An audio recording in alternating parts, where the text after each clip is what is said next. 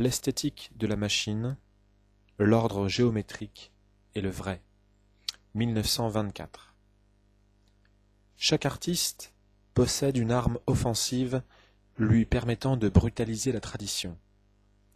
Cherchant l'éclat et l'intensité, je me suis servi de la machine, comme il arrive à d'autres, d'employer le corps nu ou la nature morte. On ne doit jamais être dominé par le sujet.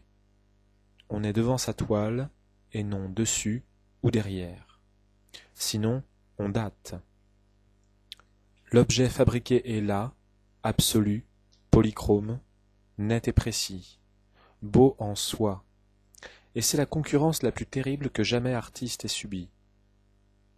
Question de vie ou de mort, situation tragique, mais combien neuve. Je ne me suis jamais amusé à copier une machine. J'invente des images de machines, comme d'autres font d'imagination des paysages. L'élément mécanique n'est pas pour moi un parti pris, une attitude, mais un moyen d'arriver à donner une sensation de force et de puissance.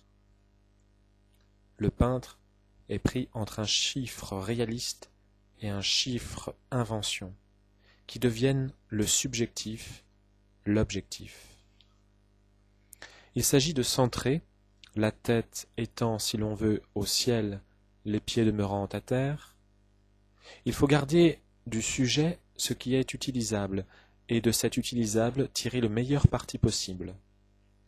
J'essaie, avec des éléments mécaniques, de créer un bel objet. Créer le bel objet en peinture, c'est rompre avec la peinture sentimentale. Un ouvrier n'oserait livrer une pièce autrement que nette, polie, brunie. Rien n'y est éparpillé. Tout fait bloc. Le peintre doit chercher à réaliser le tableau propre, possédant le fini. Les primitifs songeaient à ces choses. Ils avaient la conscience professionnelle. La peinture est jugée au décimètre, alors que la mécanique l'est au dixième de millimètre. L'artiste met sa sensibilité au service d'un travail. Il y a des ouvriers et des ingénieurs.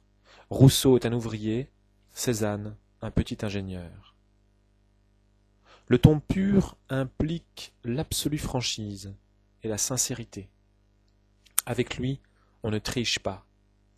Tout au plus, un ton neutre, s'il voisine dans une de mes toiles, renaît sous l'influence d'un ton pur. Comme je cherche dans mes toiles à donner l'impression du mouvement, j'oppose aux surfaces planes des volumes qui les font jouer. J'ai collaboré à des motifs architecturaux. Je me contentais alors d'être ornemental, les volumes étant donnés par l'architecture et les personnages évoluant autour. Je sacrifiais le volume à la surface, le peintre à l'architecte, n'étant qu'enlumineur de surfaces mortes. Il n'est pas question, dans des œuvres de ce genre, d'hypnotiser par la couleur, mais de sublimer des surfaces, de donner au bâtiment, à la ville, une physionomie de joie. À nous, peintres français, notre époque nous échappe. En Allemagne, la collaboration des architectes et des peintres est étroite. Là seulement la vie plastique existe.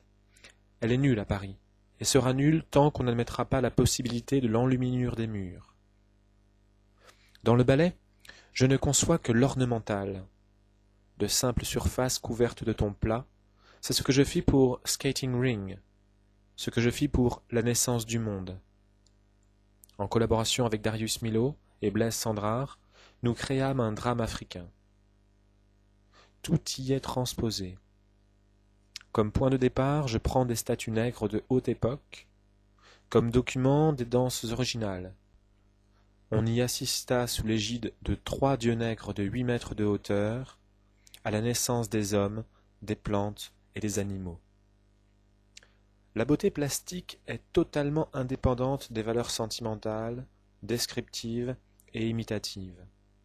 Chaque objet, tableau, architecture, organisation ornementale, a une valeur en soi, absolue, indépendante de ce qu'elle peut représenter. Tout objet créé peut comporter lui-même une beauté intrinsèque, comme tous les phénomènes d'ordre naturel, admirés par le monde de toute éternité. Il n'y a pas le beau, catalogué, hiérarchisé. Le beau est partout, dans l'ordre d'une batterie de casseroles sur le mur blanc d'une cuisine, aussi bien que dans un musée. La beauté moderne se confond presque toujours avec la nécessité pratique. Exemple, la locomotive, de plus en plus près du cylindre parfait. La voiture automobile qui, par nécessité de la vitesse, s'est abaissée, allongée, centrée, est parvenue à un rapport équilibré de lignes courbes et horizontales nées de l'ordre géométrique.